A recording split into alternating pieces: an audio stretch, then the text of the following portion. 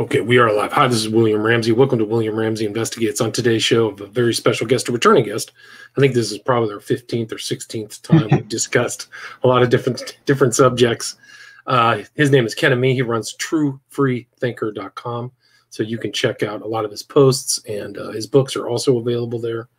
But I kind of was talking to him because he was on the Tinfoil Hat podcast, and I listened to the entirety of that, where he was talking about a lot of biblical subjects. And it was kind of a curious interview as far as them, because I don't think they really kind of cover some of the stuff Ken does. But I thought he did a great job on that. And also, we're going to kind of talk about the debate he had with Gary Wayne, who wrote a book, I think it was Genesis 6 and the Return of the Giants or something like that. Yeah, Genesis 6 Conspiracy and Return of the Giants.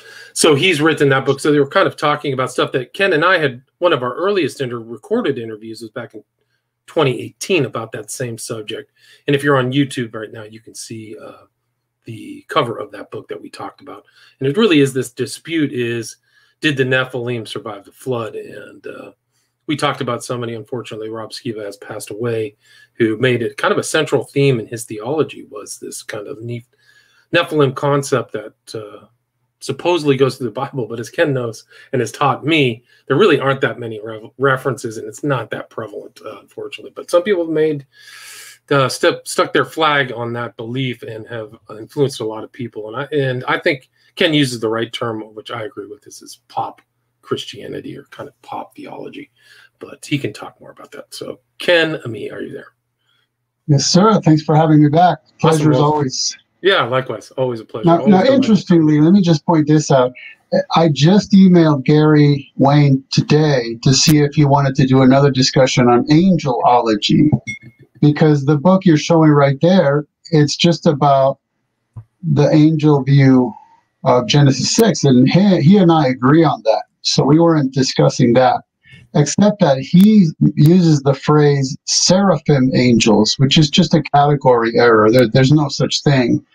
And he claims that seraphim were reptilian, which is also just, there's no such thing as that either. So hopefully he'll be willing to have a discussion about that, and we'll iron that out. So I have the wrong book cover. I just realized. Yeah, you need to look for Nephilim and Giants as per pop research. There we go. I have the wrong one. You have so many books, it's tough. The discussion on Tinfoil Hat with Sam Tripoli was interesting because, yeah, I was probably addressing issues with them that they generally don't cover. And whenever they do, it's kind of like your standard pop research-based conspiracy theorizing, which I also term Neo-Theo-Sci-Fi. And so they kind of just get people who are going to basically give them a certain kind of theory. Now, I'll give you an example. I've listened to a show by Gary Wayne where he takes his all-encompassing grand narrative of a theory all the way from a supposed gap in Genesis all the way to Revelation. And it was absolutely fascinating listening to him. The only problem I had is that I could literally write an entire book just correcting the errors he made during that one presentation alone. So that's part of what needs to be done. Well, let me put it this way. I give Gary a ton of credit for being willing to debate this issue, because as far as I know, and I've been around the block in these circles a lot, as far as I know, none of the pop researchers have ever debated anybody on their Nephilology or Giantology at all whatsoever, period. Except for T.J. Stedman, who I also debated, but he's kind of like me. He's nowhere near as popular as Gary Wayne and the other. Right, Stephen Quayle is another one. He's on podcasts all the time. Yeah. And so I give him credit for that much. And whether it's with me or somebody else, I think we need to start pushing back on these guys that literally make their living off of weaving tall tales, and asking them, or if not demanding, that they actually lay their ideas out and where they can get some pushback or be challenged. Because I'm realizing the more popular a person becomes, the more they are invited to present lectures, the more they're invited onto all these shows, but it's in the format of a platform for them to just say whatever they want, completely unchallenged, and that's the end of it. So that's why someone like Gary can give a whole talk and sound really, really fascinating and like he knows what he's talking about. There's a lot of areas, of course, that he does know what he's talking about. But it's a different ballgame when you have somebody live sitting in front of him saying, well, hold on a second, what about this? So I'll give you probably the gigantic conclusion that came about from the debate. He was referring to Nephilim as giants. He was referring to King Og of Bashan as a giant. And I just simply asked a very, very basic question. How do you know how tall they were? And he had to admit that he didn't know. So then I just made a very, very basic point. Well, then you can no longer call them giants. But he stated outright, it doesn't matter that he doesn't know how tall they are. He's still going to call them giants. So, I mean, that's really unfortunate that you could have such a big, I mean, that's not like abstract theology there. It's just very, very basic stuff. And that he refuses correction even on something as basic as that you can't refer to somebody as a giant if you don't know how tall they were. Right. And I think he said on the intro of that debate that he was a literalist too. Very literal interpretation of the Bible is his outlook. And you have a different one where there's a lot more nuances, teachings, you have figures of speech and things like that, which I think is a variant in a way of interpreting the Bible, right? Well, here's what I get a kick out of it. Somebody made this comment. I grant Ken for having the strongest minimalistic and Bible-based arguments in this debate. I got a kick out of that. Now, this one. Oh, sorry. This comment. Have you seen this one? They think you look like you're in a hostage video. He might be because he has to go somewhere so his family doesn't make any noise. Is it okay if I respond? Okay, that's okay. You're going to hear it. I did not force him to have this conversation. I'd like to state for the record. William Ramsey, you know some guys, huh? You know some guys. You better get over here. You better be ready at 4. So one thing is, if you recall, and this is very well known about Kerry, he calls himself a Christian contrarian. And he stated that at the opening of the debate. That's why later on I said that I was being a contrarian.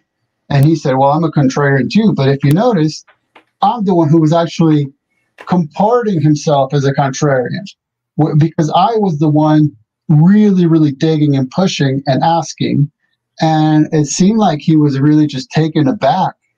I came this close to asking him live right then and there if he's ever had his views challenged. Because it seemed like he was taken aback just because I was pushing back and asking questions. I mean, honestly, that's what it seemed like to me. And that's why I'm saying guys need to be biblically. But the thing about his view of the Bible, I don't know if he's straight up strict King James only, but it certainly appeared that way because no matter what we were talking about, he would base his views on, well, the King James says this, the King James says that, the King James says the other. So that may be part of the issue that he's having is stuff like, well, the King James uses the word giant, and we know today that's one of the issues, right? We know today how we use that word. You know what I'm getting at, right? Right. So I was pointing out. So let me put it this way: something that anybody who's reading on giantology or nephilology needs to do is to notice that the pop researchers tend to use the word giant without ever defining it, and they'll use it to imply different things without letting the reader know along the way. By the way, now I mean this, now I mean that, now I mean the other. Which is why I actually urged Gary during the debate, please don't use the word giant. Just tell me what you're talking about, right? And so the issue became that, for instance, I can think of 5 or 6 different usages of the word giant, right? It can be symbolic, like, I don't know, Sure. Elon Musk is a giant of business. Right. Well, you don't think there's anything unusually tall about him. It's just, right? Some people mean subjectively unusual height. How subjective? Well, it's vague and generic. Some people mean inches taller. Some people mean feet taller. Some people mean entire body lengths taller. And then biblically, if you're appealing to the word giant, you're either talking about Nephilim or you're talking about Rephaim. And in the Septuagint, maybe you're talking about Gibborim. So Right. How is the average reader or listener supposed to know which one of those you mean when you use it? Right. So that's another area we need to push back, is to constantly ask, what do you mean by giant? Now, it turns out what Gary meant is subjectively unusually tall. So when I was pushing back a lot, on that may be the strictly modern English usage of that word. It's not the original meaning or definition of that word, because it comes from the Greek gigantes or gigas. Now let me point something out that's really interesting here. I was looking at the Douglas Harper online dictionary of etymology. Okay, that's not written by like an anonymous teenager in their mother's basement. Okay, this is academic. And for the word giant, this is part of the etymology it gives. The Greek word here talking about gigantes or gigas. Okay, the Septuagint uses gigantes. The Greek word was used in Septuagint to refer to men of great size and strength, hence the expanded use in modern languages. In the English, very tall and unusually large person. Okay, now let's digest that for a second. So it's telling us that the way that the Septuagint used it was to identify men of great height or men of great size. And that's why in English today, it's used of very tall, unusually large persons, which incidentally is what I was explaining to Gary. The English word giant comes from gigantes or gigas, but since this is we were doing a Bible debate, Bible-based debate, then it's gigantes in any case. Now, the Septuagint uses the word gigantes of Nephilim and of Rephaim and of Gibborim. Right, so 3 different types of personages. Well, right? Yeah. Now, let's start there. Those are very different words, right? Nephilim, Rephaim, Gibborim, right? Nephal, Rapha, Gibbor. It'd be very unusual in a language that 3 very different words actually mean the same thing. But let that go for a second, because the point isn't the Hebrew, really. It's the way that it was rendered into Greek, not even translated, rendered into Greek. And I hope we understand that when it comes to translations, there's such a thing as formal versus dynamic translations. So a formal translation would be like word for word, very literalist, even if it makes the reading a little difficult because it's being so literalistic. A dynamic one would be closer to a mild paraphrase, where you might not get every word rendered, but you're going to get the meaning made a little clearer. So, okay, Nephilim. Can we say that they were men of great size, very tall, unusually large persons? Gary Wayne himself admitted that we do not know how tall they were. Okay, so that's the end of that. Now, Rephaim, could we say they were of great size, very tall, unusually large persons? No. Well, King Og of Bashan was a Repha, and Gary Wayne admitted that we do not know how tall he was. Now, you have subgroups of Rephaim, such as the Anakim. So think about it like a tribe and a clan, right? What we're told about the Anakim in Deuteronomy 2 is that they were, quote unquote, tall. Okay, now, the word tall is as subjective as the word giant, or, for that matter, the term great size, very tall, or unusually large. Those are all vague, generic, and subjective terms. So this is the key, is the cultural context and the historical context and the anthropological context, which is that they were tall compared to the average Israelite male of those days, who was around 5 feet, maybe 5'3". And we talked about this during the debate. So therefore, someone who's like 6'5", for instance, yeah, that would definitely be a tall person. No. So you see how subjective now. Right. What about Giborim? Well, a lot of the pop researchers do talk about the Giborim as if they're a people group, but it's not whatsoever. Gibor is just a descriptive term referring to might or mighty. So, does the word Gibor imply great size? No. Very tall? No. Unusually large? No. Strength? Yeah. Okay, maybe. I mean, of course, the person could be mighty even if they're a weakling, right? If they have a lot of money, for instance, but whatever. The point is, here we have an academic resource telling us gigantes in the Septuagint refers to great size, very tall, and usually large. And we see that it fails all 3 tests. All of them it fails. And that's the kind of problems that we're dealing with in researching these issues, that you look at a source that's supposed to be reliable and it's not whatsoever.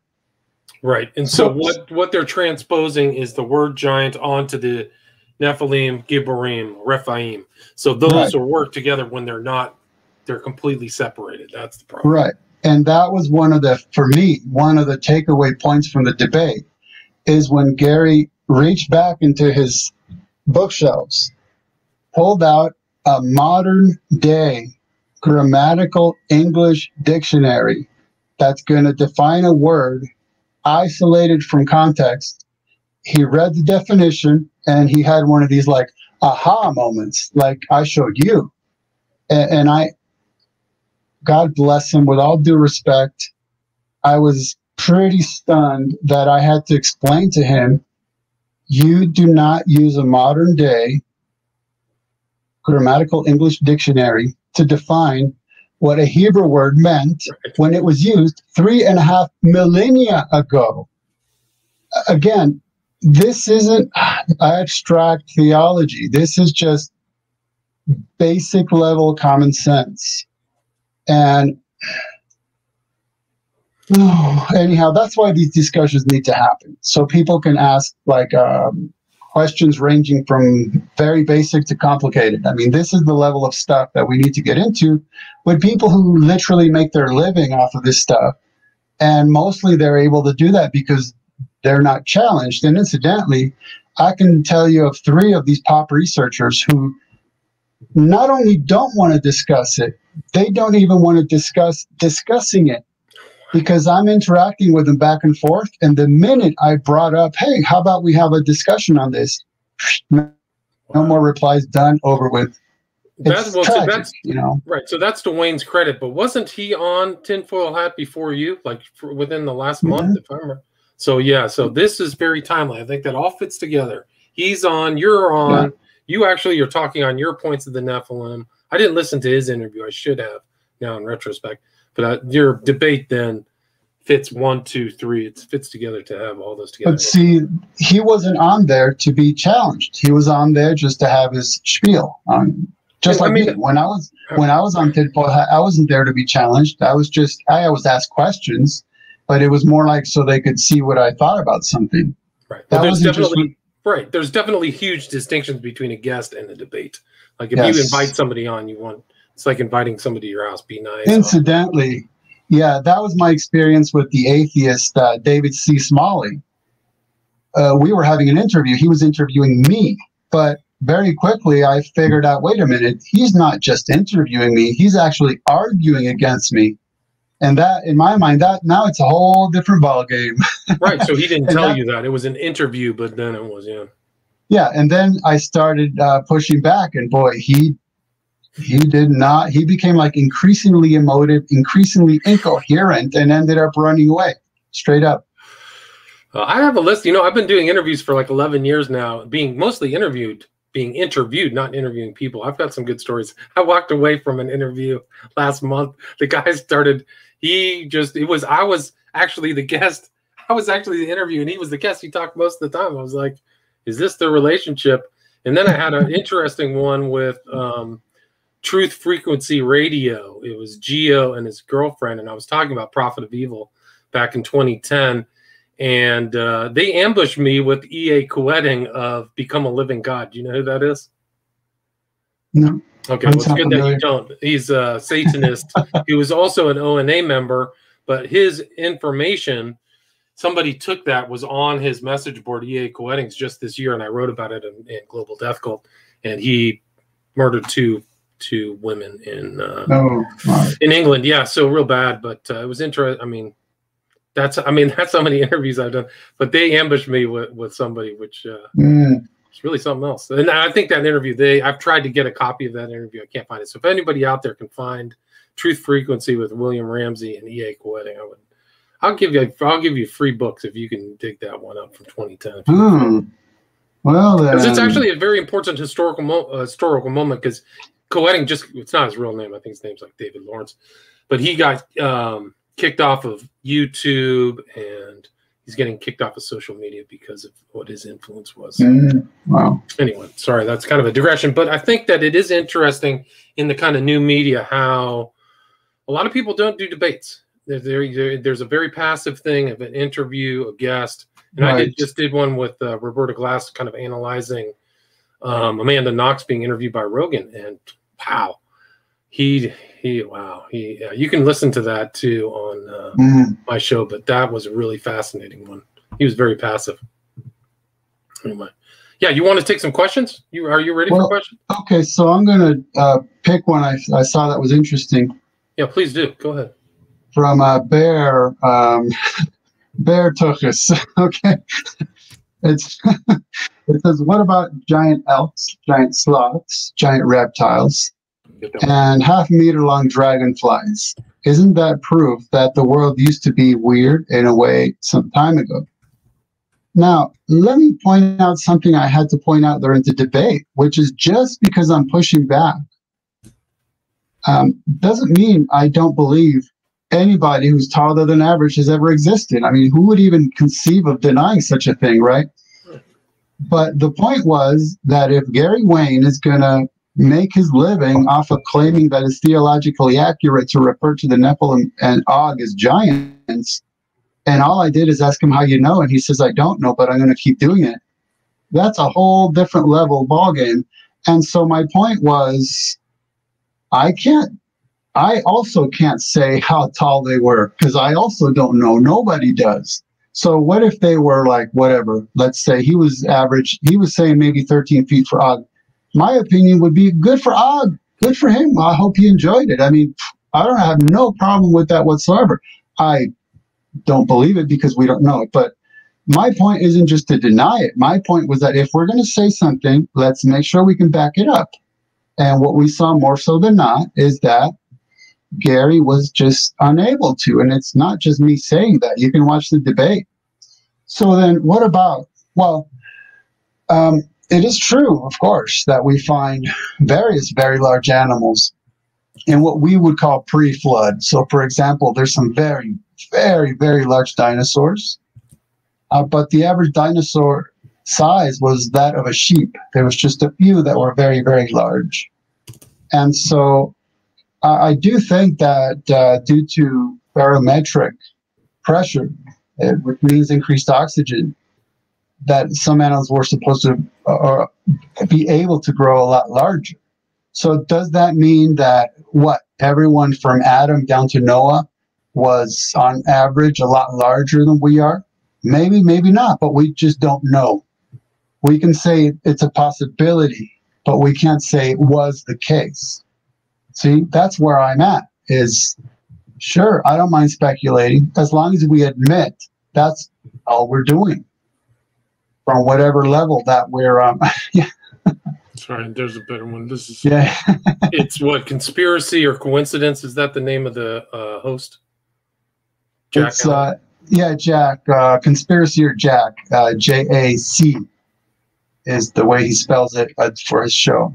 Okay. So anyhow, that would be my answer, is that's the bottom line. We don't know, maybe so, but that's all we can say as far as I know. Did you happen to hear his interview on Tinfoil Hat? I don't recall, because I've actually been listening. I mean, okay, I've read a lot of Wayne's articles. I read his book.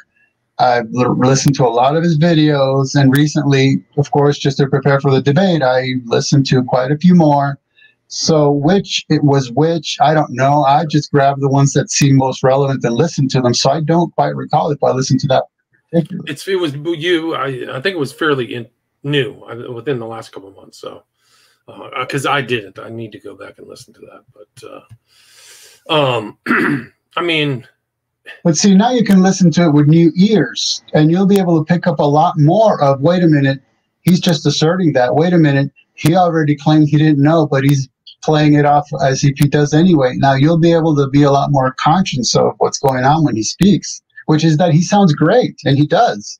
He's a great storyteller. There's no question about it. But if he were to just tell us, look, I'm making up fiction, that'd be awesome.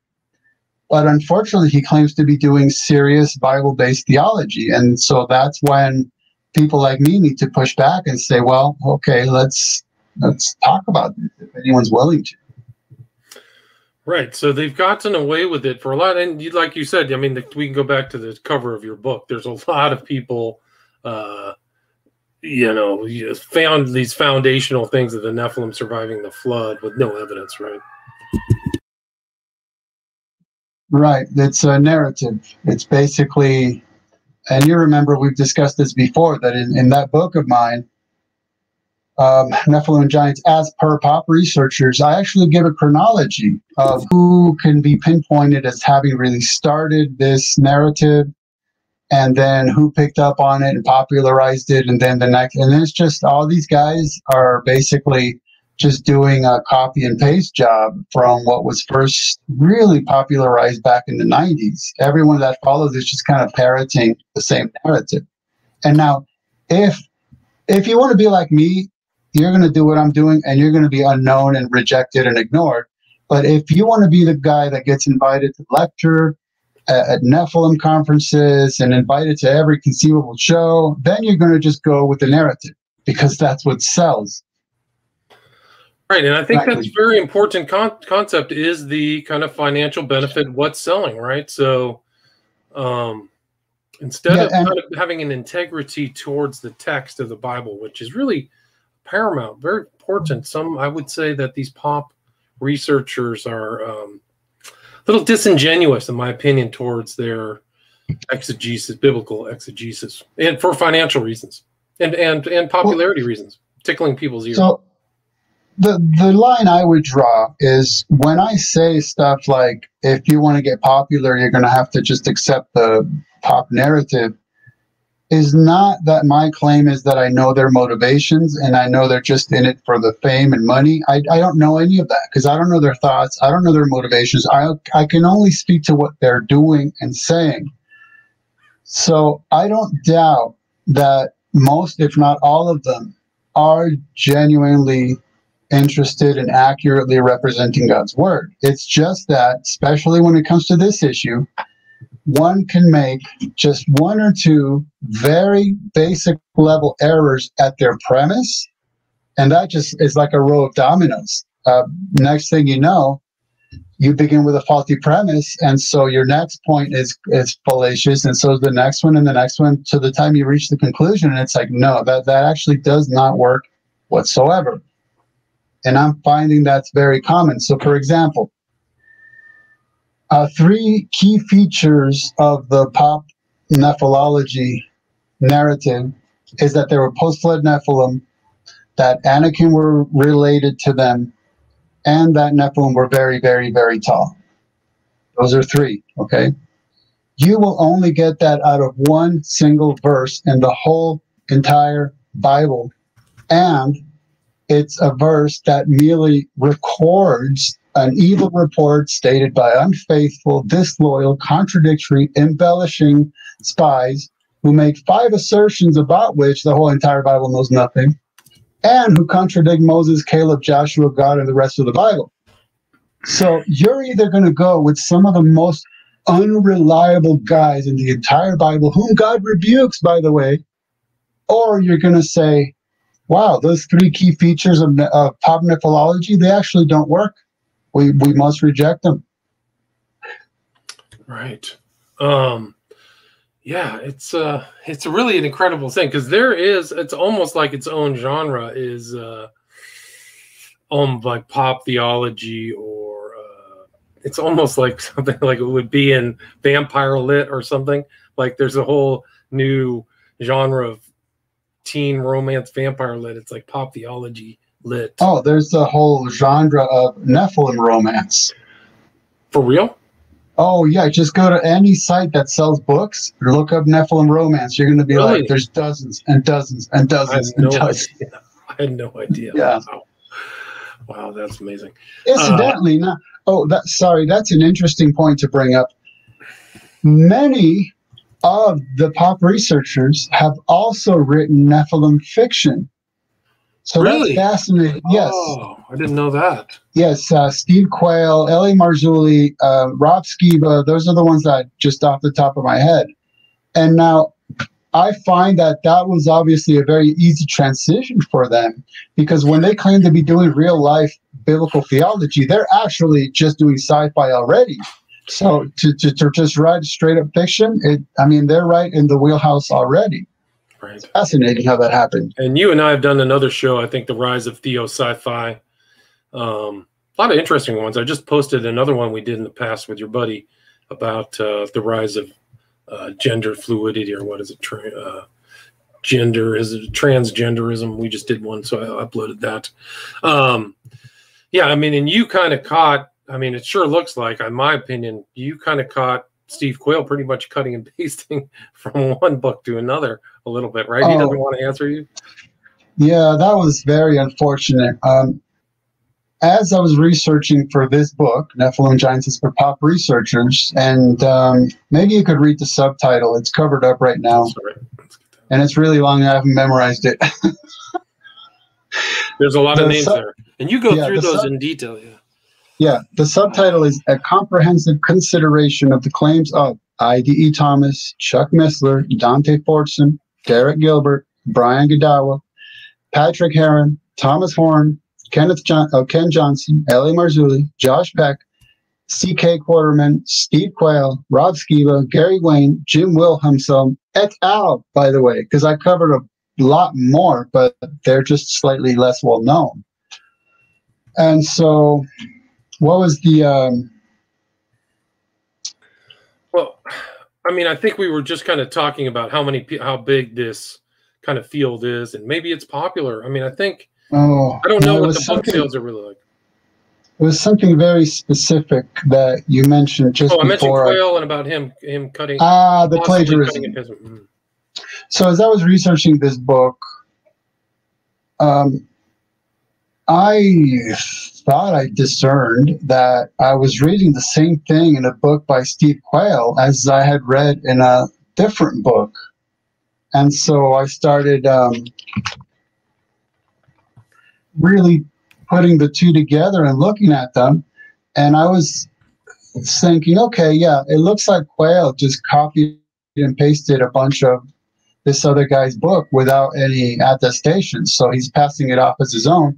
Now, before I said anything publicly, I emailed Steve through both of his websites, just asking him, hey, because what he did is he posted chapters from his book on his website. So I just asked him, non-confrontationally, just, hey, are those chapter samples from your book? basic question, and I never got any kind of reply. I was never able to get him to reply to anything. So eventually I did have to put into this book and on my website that it is in fact straight up plagiarism that he engaged in, and his book, Genesis 6 Giants, which is a gigantically popular book. And it does happen that many of the chapters in there are just straight up plagiarized. But now, okay, so that's an ethical issue right there. But does that mean that he's mistaken in his view or the views of the guy he was plagiarizing? Well, yes, there's that too. Well, it definitely has some unique and very erroneous views. I'll give you just a little sample. So he claims that angels are spirit beings who came to Earth. They possessed animals, all kinds, from sea life to birds, everything. They went through the evolutionary process until they became human, and that are humanoid, and that's how they were able to engage in this Genesis 6 affair and mate with human women. I mean, that doesn't work on so many levels, not logically, no theologically, not biologically. It just doesn't work on any conceivable level, but that's the kind of stuff that he's teaching. Right. So he's out there teaching that stuff. I mean, and he's not, I mean, I don't think, I mean, just like your book shows in its title, you can't really, I mean, you can, but he's one of a group of people having this theme, their skiba and things like that. So, and so you can go ahead. Now, what would be interesting is if people go to all these pop researchers, and when they start teaching about how Nephilim and Og were giants, don't bring my name up. Just say, hey, Gary Wayne claims that we don't know how tall they were. Now, that would be really interesting. Because then it's kind of like when Paul was in the Apostle Paul was being questioned, and he discerned that some of the rabbis were Pharisees and some were Sadducees. So he kind of threw a bomb in the middle of them and had them fight it out. It's like, yeah, I don't have anything to do with this. Just tell them, hey, Gary Wayne's the one claiming that we don't know how tall they were. So now you pop researchers can fight that out. Just an idea. No, I mean, it'd be interesting to see them fight amongst themselves, or at least, you know, have a debate amongst themselves. But yes, I think that's a very dicey proposition within Christianity, is to ruffle feathers with other Christians. So I think a lot of people might be hesitant about doing that, I would say. Myself included.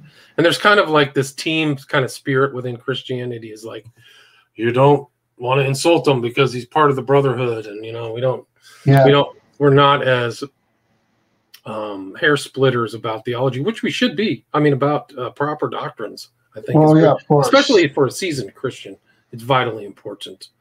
I mean, for some people, knowledgeable Christians, there's not as much of excuse as opposed to a milk drinking one. But now, if you recall, if I screen share, would you be able to hear a video? Can you send me a link? Yes. Because then I'll pull it. Can you put it in the chat? I will. Okay. And I'm only doing this just to show that to what level Gary took it, and my reaction, which was like, oh no, there's no need to go there. And then one of his fans emailed me basically saying the same thing that Gary said during this clip, which is that I'm denying the Bible. Oh, wow. That's pretty listen carefully to what Gary says. Let me see if I can get the volume up here. And watch Jack's face, by the way. Watch Jack's face. That's why. Okay, you ready? I'm going to turn it on. It's one thing to dismiss the idea, and you have the choice to not accept what it says in the Bible. I get that. I'm not here to argue beliefs. Oh, that is an absolutely uncalled for statement. That's not the least bit helpful. We're sharpening iron with iron. We agreed about that ahead of time. It's one thing to dismiss the idea, and you have the choice to not accept what it says in the Bible. I get that. I'm not here to argue beliefs. Oh, that is an absolutely uncalled for statement. That's not the least bit helpful. We're sharpening iron with iron. We agreed about that ahead of time. It's one. So my issue was that he got to the point where he's telling me I'm not accepting what it says in the Bible. Oh no. This was I'm not accepting what Gary is saying. Or his misunderstanding of the KJV, but that I'm not accepting what the Bible says. I trow not. No. That was just, like I said, uncalled for. That was just way beyond the fact that we were supposed to be having a civil agreement. And then one of Gary's fans emailed me to tell me that I doubt the word of God. Again, no. How could you come to that conclusion when I'm the one that was constantly demanding that we look at the text and we understand it, right, and we discuss it to understand exactly what it's telling to us? Exegesis rather than eisegesis. I mean, that's just bottom basic hermeneutics 101. So that was pretty stunning and disappointing. Yeah, it really is. The podcast you were on, I've been on with Jack Allen too. Is conspiracy or just a coincidence? But Jack Allen, that's his proprietor. But he goes that's by why he spells it J-A-C. That's why. Just a coincidence. I think okay. His website, you can check it out too. Yeah. But yeah, and I mean, there's a lot there. I want to go back and listen to Gary Wayne and see what he said on Tinfoil. That podcast is huge. It's a huge podcast. They have I think they're in like the top, not 1%, but like top, 0.01% of all podcasts in the world. So they're a big audience. If you notice, by the way, you see how I'm wearing a blue tank top, and Jack is wearing a blue tank top.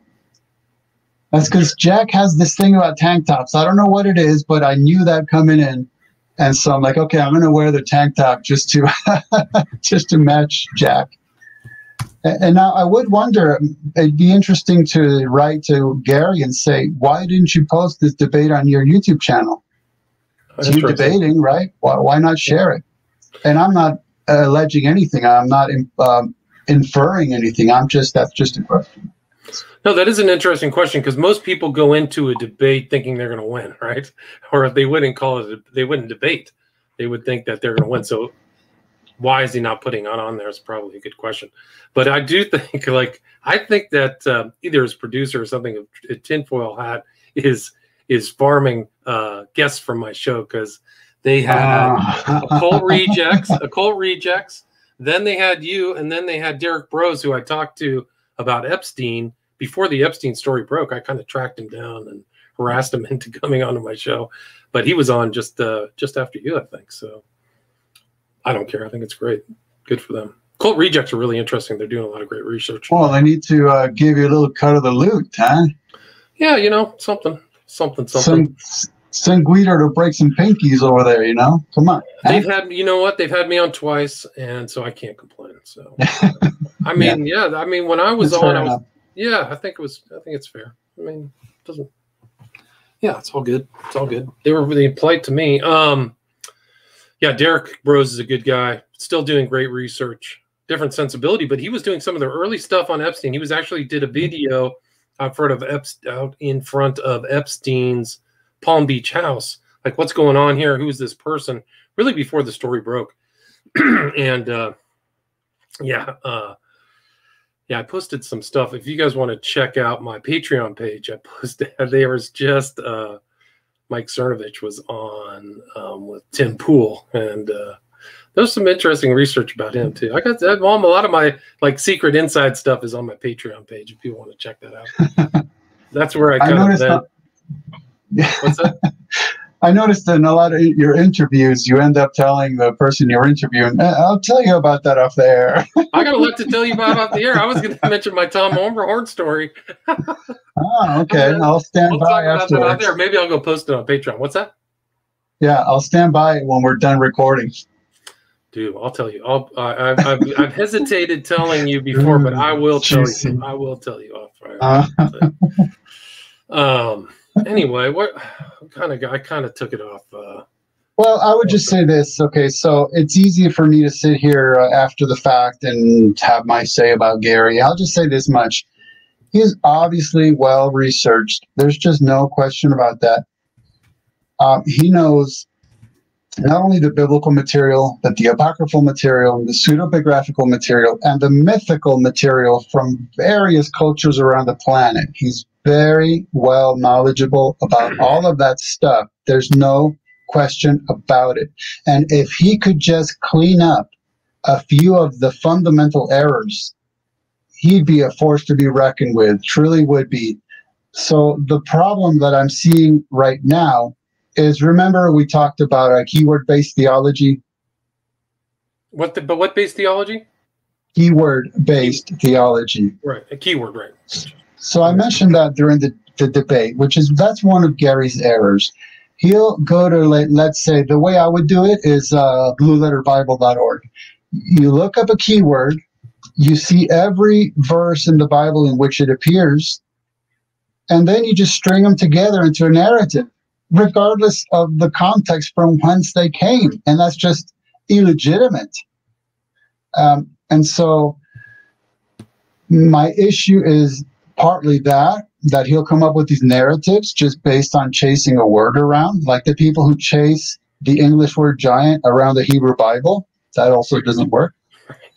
And then my issue with going what I would call cross-cultural. So let's say that we're talking about Nephilim in the Bible, and then we start plugging them in to whatever it is, Norse mythology or Central American mythology or mythology from wherever it might be.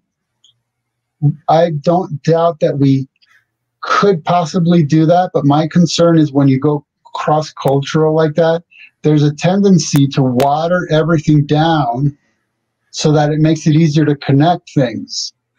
And so you can come up with a fascinating narrative that seems to plug all these together, but there is that tendency to do that based on watering things down, or in this case, referring to Nephilim as giants, even though you admit that you don't know how tall they were, but you're going to keep calling them giants anyway. So now you can go to Norse mythology and plug them into quote unquote giants over there, right? So you see how it works. Right. But if you're not aware, if you're not really dissecting this stuff at a minute degree of detail, then you can see how it's easy to just kind of absorb it. You know, you're listening to somebody who knows his stuff, and wow, it's really engaging. It's really easy to kind of be taken by the narrative. And so one thing that I should point out, and this I believe is actually accurate. So it is a fact that these various cultures around the planet, in the most ancient accounts that they have, they do hold to some version of an original garden where life was created, and then a flood, which only a few people survived, and then aliens or angels or gods mating with human women, creating hybrids. Yeah. And so to me, that would be because before the Tower of Babel event, humanity lived in relative proximity, right? After the Tower of Babel event, humanity spread out across the earth. Well, they would have taken with them what was then just shared and commonly known history. But with time and usage and retelling and augmentation, that's what came to be called myth and legend.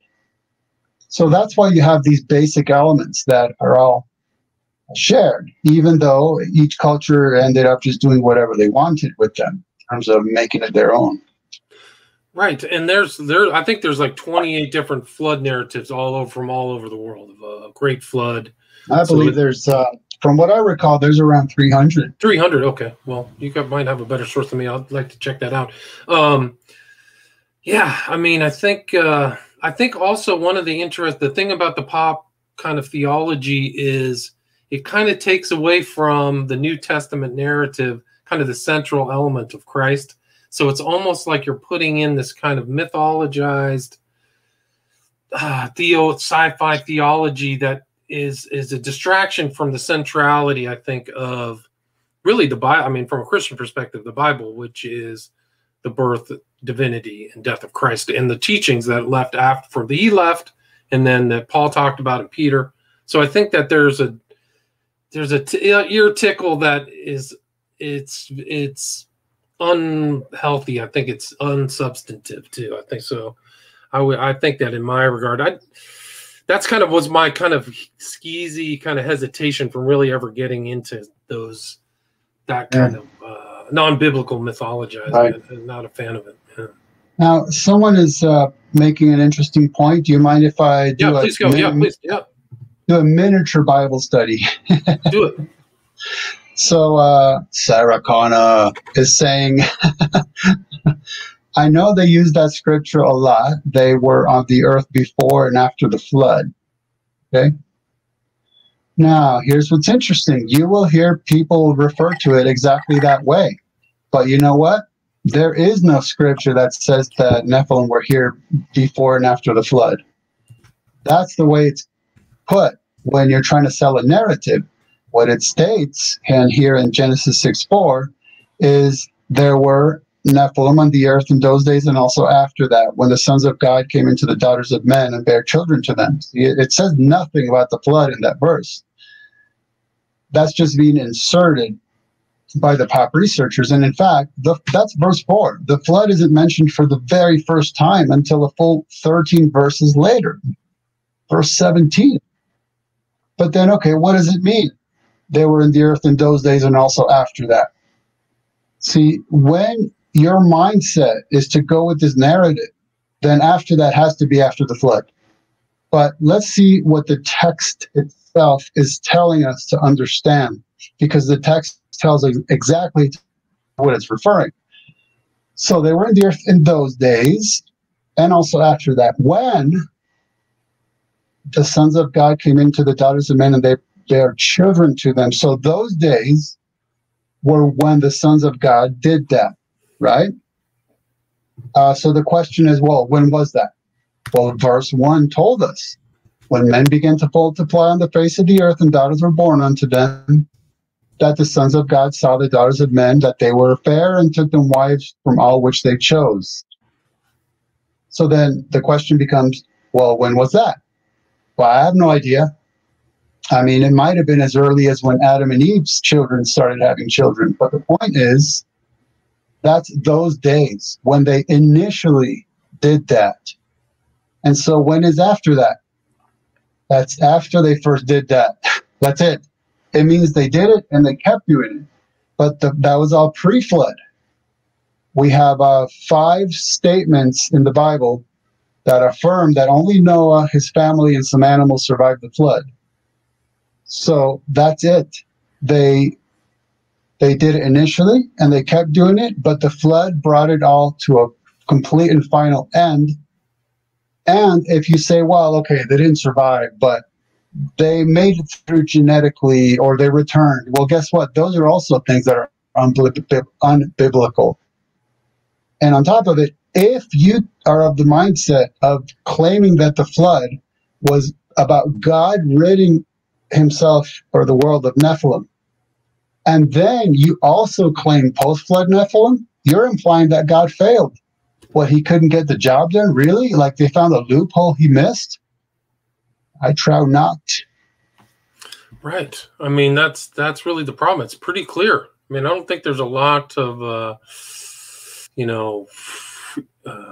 confusion. There seems to be confusion, but there doesn't seem to be any unclear thing in the biblical text about that. So, you have somebody here was interested in reading your books. Where's the best place to get your books, Ken? Well, now, of course, my books are available on places like Amazon, but it's always better to buy from independent authors like William Ramsey. You contact us directly, and that's the best way, because then that's better for us, and then we're able to cut you a deal on the price. And I'll definitely cut your audience a deal on the price. Just go to truefreethinker.com, all one word, and everything's just user-friendly and obvious right there. And you have kind of a mailing list too, because I get your mailings too. And so I suggest people go there, truefreethinker.com. I'll put it in the show notes. Sign up for the mailing list too, because you can kind of, thank you. Like, I'd like to see what you're up to. So I get these mailing lists and see what, like, the Scary Wayne interview popped up. All that. Well, remember what I told you about that, because it's just a subscription to the website. So whenever I post something, you get an email. That's it. But remember I told you that when I get spam through email or through my website, I always take the spammer's email address and I forcefully subscribe them to my website. Nice, that's good. That's well, bang, you know. You can get some of your info. That's great. Great conversation. Thanks so much for returning, Ken. And Thank you, we covered the Genesis 8 and your debate with Gary Wayne, and a little bit of tinfoil hat too. So appreciate it. God bless you all. All right, God bless. All right, stay there.